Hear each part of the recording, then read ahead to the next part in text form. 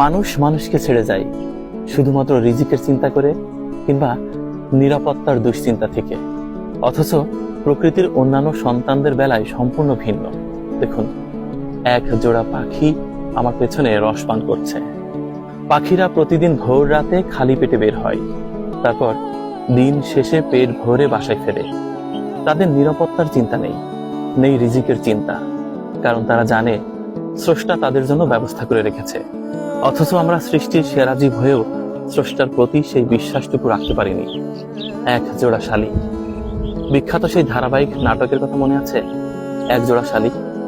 আমার পেছনে নানা রঙের পাখি, তার মধ্যে মাঝে মাঝে এক জোড়া শালিক এসেও সুমিষ্ট রস পান করছে। কত মানুষ তার প্রিয়জনকে হারিয়েছে শুধুমাত্র নিরাপত্তার চিন্তা করে। শুধুমাত্র রিজিকের দুশ্চিন্তা থেকে কত কাছের মানুষ পর হয়েছে। প্রকৃতির অন্যান্য প্রাণীরা সম্পূর্ণ উল্টো, তারা সম্পূর্ণ আস্থা রেখেছে স্রষ্টার প্রতি, আমরা রাখতে পারিনি। আমাদের জীবনে অনেক ভালোবাসার মানুষ ছিল যাদেরকে আমরা বোঝাতে পারিনি রিজিকের মালিক আল্লাহ।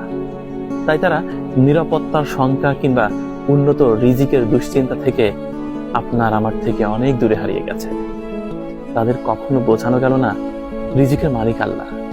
পৃথিবীর প্রত্যেকটি প্রাণী যখন মনে প্রাণে বিশ্বাস করে রিজিকের মালিক একমাত্র স্রষ্টা, ঠিক তখন আমরা মানুষেরা আমরা নিজেদের হাতে সবকিছু দায়িত্ব নিয়েছি। আমরা বিশ্বাস করি নিজেরাই সব করতে পারবো, তাই হয়তোবা আমাদের মনে এত ব্যথা।